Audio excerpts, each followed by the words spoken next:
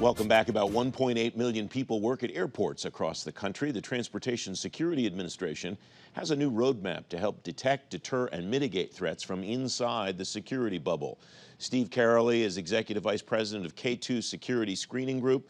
He's former Principal Advisor to the Administrator at the Transportation Security Administration. Steve, welcome. Thanks for coming on. When we talk about insider threats in the cyber realm on this program, we primarily talk about innocent threats and malignant threats. Somebody who just does something by accident versus somebody who's intentionally trying to do something malicious. Is that a fair analogy to use from the transportation security perspective?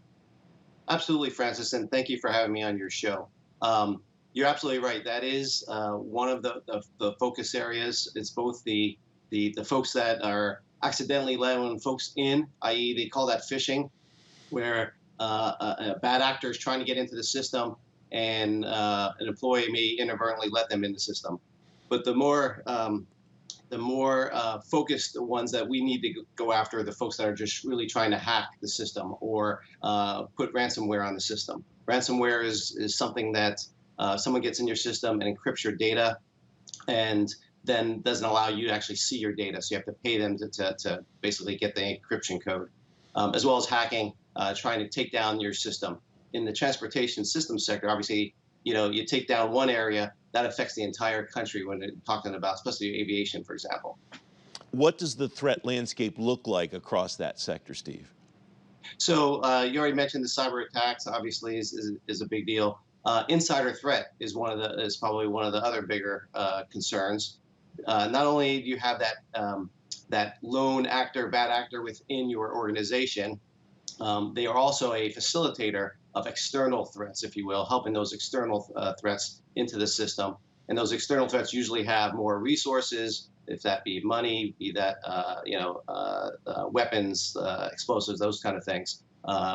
So it's both from an internal and an external perspective. You actually look at insider threat. I mentioned the new roadmap the TSA is looking at. Is there anything different here? Does the threat landscape evolve over time in the transportation security sector? So what the roadmap really did is provide a more distinct strategy for both the private and the public sectors. Now, the public sector and the private sector have been working together for years, making sure that we had a multi-layered approach to actually addressing security throughout the transportation system sector. So in other words, they've been working on robust and recurring background checks. They've been working on random and unpredictable screening. They work on implement access controls. What this strategy will do is highlight that and actually force more of a structured approach and, in fact, engaging other sectors as well as engaging the international community as well. What has the evolution of that relationship between the public sector and the private sector looked like in the Transportation Systems Organization over the years? Yeah, so they've been doing this for, we'll say, in the early 2010 era, primarily. And so there's actually advisory committees that get together to talk through, the Security Advisory Committee, talk through what is needed out there. Probably the biggest area that they're working on is to figure out how to share data more so than what they're doing today. So sharing intelligence, sharing best practices, sharing lessons learned. That's important. Things happen, and if you get that information out to others, they're going to learn from it. Also, the discussion about bringing in those international partners as well as other sector leads, having a more holistic view on executing. And lastly, I would say exercises and tests, getting those more robust and more structured across the system. Obviously, the airlines have a tremendous amount of data that they can share with the Transportation Security Administration, other organizations inside the federal government. Where else is there data, Steve, that the private sector can share with the federal government to help keep the whole experience safe?